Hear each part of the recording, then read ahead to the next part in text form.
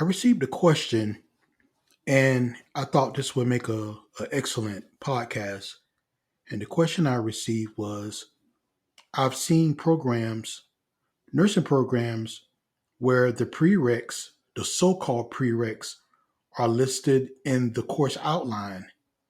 So why do I need to take prereqs before I apply when I can take them during the nursing school?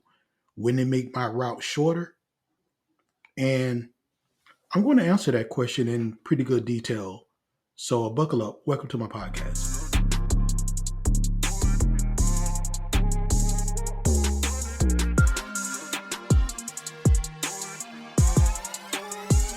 Okay, so the answer to that question is really easy. And the answer is, if you are waiting to get into the program to take the prerequisite courses, even though it's listed in the course outline, you will never make it to the program. And I'm going to tell you why. So I can just kind of go back to my nursing school journey. And keep in mind, I'm just going to kind of keep it short. But when I looked at my particular program was at a community college, and they had 10 slots for paramedic to RN bridge. And they had 10 slots for LPNs. And the the prerequisites to get into this bridge was I had to have, like anatomy, physiology 1 and 2. I've had to have 2 psychologies and humanities, but it's specifically listed. You have to have a, a degree in EMS. You had to have your associate's degree in emergency medical science. So the only thing I needed was the TEAS test, and the minimum score you needed on the TEAS was 58. So I thought about it, said, well, all I just need to do is the TEAS test, and hopefully I can get one of the 10 slots. So I kind of want to go through what the TEAS test is so you guys will understand how the prereqs fit in. So the TEAS test is a nursing entrance exam, and most schools have them. You may hear TEAS, you may hear TABE, you may hear the NACE, or you may hear like a HESI pre-admission exam. And what these tests do is basically just kind of test your basic understanding of math, science, and English and things of that nature. And there's a score at the end, and there's a certain score that you need to meet the cutoff to get into the program. Now, keep in mind that nursing is competitive. So, of course, they're going to start from the highest score and work their way down. So, even if you meet the minimum cutoff, that doesn't guarantee you entry. So, I'm going to talk about the TEAS because the TEAS is what I know. For me, so the TEAS has 4 categories. It has reading comprehension, which kind of goes over key ideas in detail, craft and structure, and how you internalize knowledge. And reading comprehension is 45 questions, and you have 55 minutes to do that section. 6 of those questions are unscored, meaning it doesn't count towards your overall score. The math section is 57 minutes long. It has 38 questions. 4 are unscored, but the math section consists of numbers and algebra, measurement, and data. The science section is an hour long, and you have 50 questions, 6 of which is unscored, and you have anatomy, physiology questions, biology questions, chemistry questions, and scientific reasoning.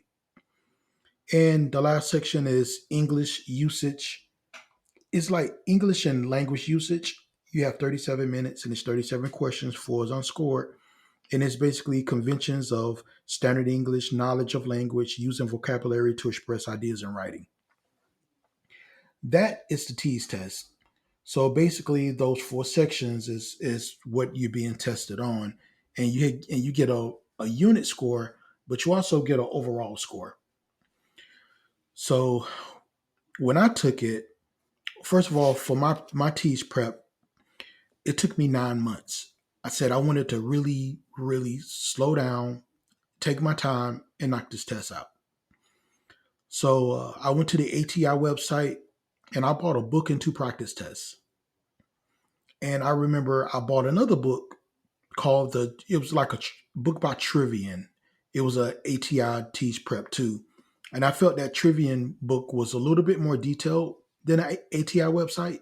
Now keep in mind the ATI is the makers of the T's. So that's the reason I got that prep book into practice tests.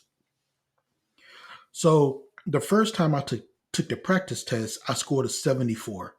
Now keep in mind the cutoff, at the school I applied was 58. I scored a 74 on the practice test. My weaker area during that time was math. And so I kind of spent a little bit more time going through the math section in detail and kind of, going through the math. During that time, I had never taken statistics. I didn't take statistics until I did my bachelor's in nursing. So I had statistics questions on there I had to study. So I had to kind of get an early start on studying some statistics. So then that way I'd be prepped for the math section. About 2 weeks before I actually took the TEAS test, I took the second practice test. And the second practice test, I made a 68. And I was like, what the hell? Seems like I went backwards. I don't know what it was. I studied math. I did good on the math, but other areas I kind of slacked off on. So when I took the TEAS test, I scored an 80. And what I liked about the practice test was that the practice test was priceless because it gives the look, the format, the calendar. It looked like the exact same test. For my experience for the TEAS, I felt that the math section was easier than I thought, maybe because I over prepped. But for me, the science was the hardest part. And that's what kind of let me get back to this original question.